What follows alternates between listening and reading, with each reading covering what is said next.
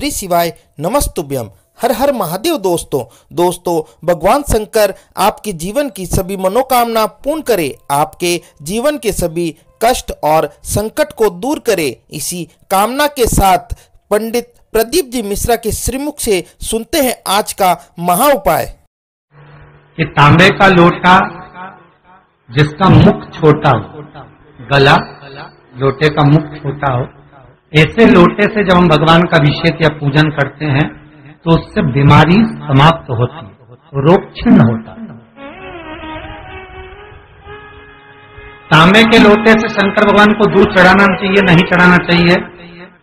शास्त्र कहता है तांबे के लोटे से दूध चढ़ाने से पूत छिन्न होता है, इसलिए तांबे के लोटे से दूध ना चढ़ाए। अगर दूध चढ़ाना है तो स्टील का पात्र ले लें, चांदी का पात्र ले लें, आदि दूसरे पात्र ले लें, पर तांबे के पात्र से दूध ना चाहिए। फिर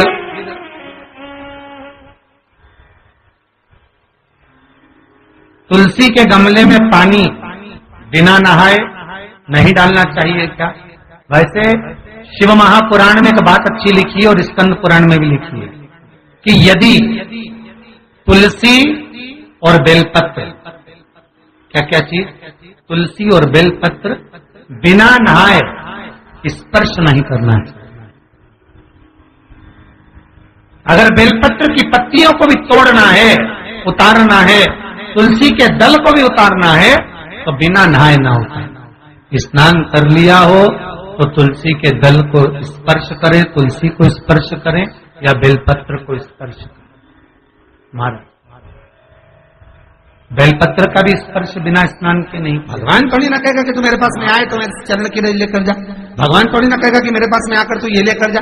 भगवान तो कहेगा मेरे पास में आया है, मांगना कुछ मत, बस मुझे जो स्नान कराया है मेरा चरणोदक लेकर जा, छीट दे पूरे घर में, संपदा भरना मेरा काम है। जहां मेरी चरण की रज पहुंच गई वहां संपदा स्वतः पहुंचती है, मैं वहां पहुंच जाता हूं। तो चरणों तक ले जा। पर लोग ले जाते हैं, पूजन करते, कलश भी उड़ेलते, जल भी चढ़ाते, पर आते समय खाली लेकर आ जाते। भगवान को इतना बुरा लगता है मेरे दरवाजे से खाली जाए, मुझे कितना बुरा लगेगा। जो आए वो भर कर जाए, भले 2 बूंद लेकर आओ, पर उसमें चरणों तक थोड़ा सा लेकर अवश्य आए।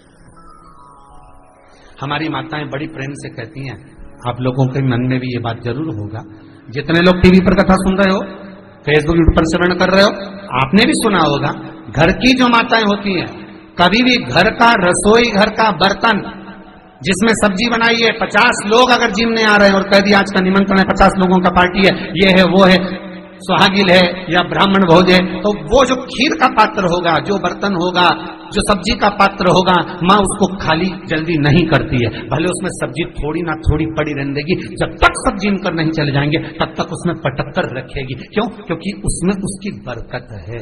उसी तरह जल चढ़ाने के बाद हम जब लेकर आते हैं पात्र के अंदर, ये उसमें उसकी बरकत है। गर्ग संहिता में दूसरी चीज कही, उसको भी समझ लीजिए। गर्ग संहिता में कहा गया, जब आप घर से जल लेकर जाते हो भरकर, तो ये सृष्टि की जितनी नदियां हैं, पृथ्वी पर जितनी नदियां विद्यमान हैं, जितने तालाब, जितने सरोवर, जितने कुंड, जितने विराजमान हैं, उन सारे तीर्थों का जल जब आप घर से लेकर निकलते हो तो वो तीर्थ का संपूर्ण जल आपके कलश में आ जाता है। और जब आप उस जल को शिव पर समर्पित कर देती हो और 2 बूंद चरणादक लेकर जब जाती हो, तो शिव महापुराण गर्ग संहिता पद्म पुराण कहती है वो जल साधारण नहीं रहता, वो गंगा जल बनकर तुम्हारे घर को पवित्र करने के लिए पहुंच जाता है। वो पवित्र गंगा जल बन, क्या केवल सुबह का समय, शाम का समय मंदिर जाने का होता है? इसके सिवाय हम मंदिर नहीं जा सकते।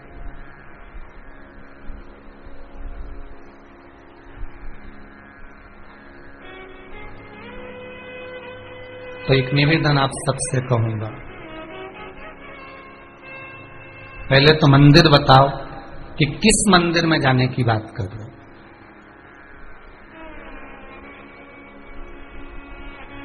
आप कौन से देवता के मंदिर में जाने की बात कर रहे हो?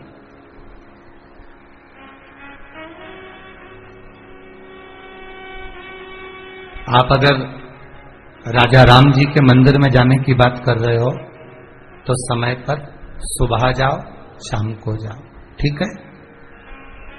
आप अगर भगवान कृष्ण के मंदिर में जाने की बात कर रहे हो तो सुबह जाओ, शाम को जाओ, जो समय लिखा है उस समय पहुंचो। आप दत्त भगवान के मंदिर में जाने की बात कर रहे हो तो सुबह जाओ, शाम को जाओ। आप गणेश जी के मंदिर में जाने की बात कर रहे हो तो सुबह जाओ, शाम को जाओ, मना नहीं। आप जितने भी देवता हैं,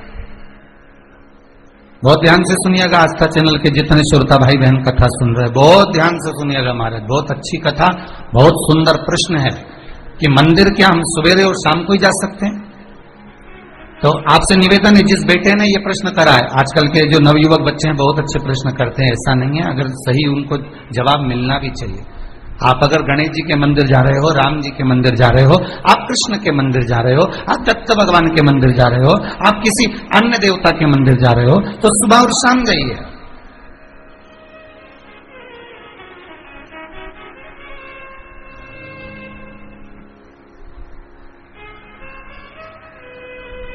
पर यदि आप शंकर और जगतजननी जगदम्बा के मंदिर में, दुर्गा के मंदिर में, भवानी के मंदिर में अगर जा रहे हो तो कोई समय नहीं है।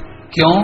क्योंकि मां और बाप के रूम में बेटा कभी भी जा सकता है। माता और पिता तो बाहें पसारे खड़े हैं।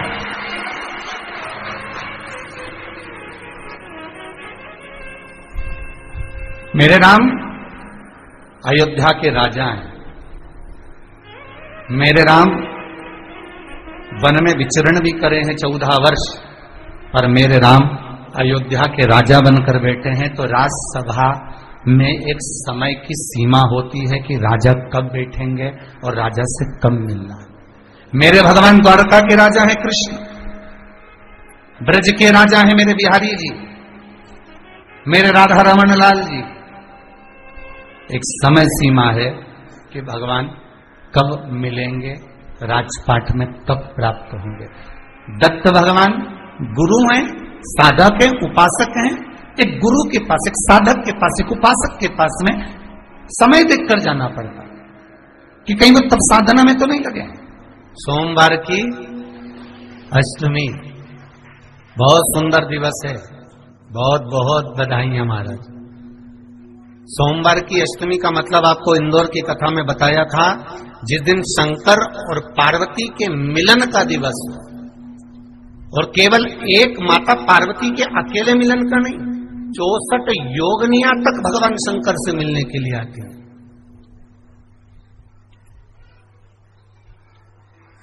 64 योगनिया कहते हैं भगवान के जितने जितने विवाह हुए थे ना, उमा से, सती से, कात्यायनी, कुष्मांडा, चंद्रघंटा, स्कंदा, ये जितने जितने जितने भगवान के विवाह हुए थे, अनेक अनेक उमा आदि जितनी भी भगवान के जो विमंगल विवाह हुए थे, सारी माता पार्वती के जितने अंश हुए हैं, माता पार्वती के जितने स्वरूप हुए हैं, ये सारे स्वरूप, सारे अंश माता पार्वती के।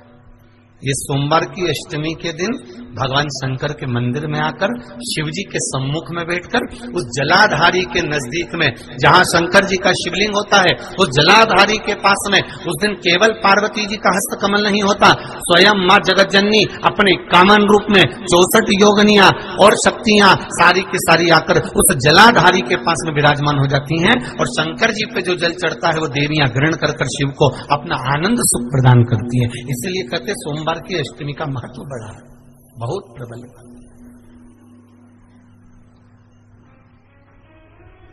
अभी 2 पड़ गई हैं, अब बैसाख और ज्येष्ठ में पड़ेगी सोमवार की अष्टमी। उसके बाद में फिर एक और पड़ेगी, अश्विन के जो नवरात्र आएंगे, जो शरदीय नवरात्र आएंगे, उस शरदीय नवरात्रि के समय पर फिर सोमवार की अष्टमी एक पड़ेगी। बाबा की कृपा है, शिव की कृपा से, भगवान शंकर की कृपा से ही सब कुछ आनंद में हो और हम तो कहेंगे एक लोटा पानी चढ़ाने से पीछे मत हटना सोमवार की अष्टमी के दिन। शंकर के मंदिर जरूर जाना, बेलपत्र जरूर चढ़ाना, बाबा से विनय जरूर करना, निवेदन करना, बाबा को पूजन करना, घी का दीप लगाना और बाबा से विनय करना, बाबा मेरी ये मनोकामना है, मैं तो आपके चरणों में समर्पित करने के लिए आई, मेरी ये विनती को स्वीकार करो। श्री शिवाय नमस्तुभ्यम। दोस्तों उम्मीद करता हूं यह वीडियो आपको पसंद आया होगा।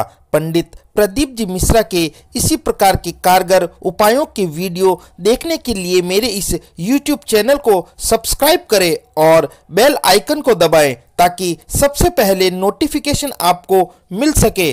Thanks for watching. हर हर महादेव। जय श्री शंकर।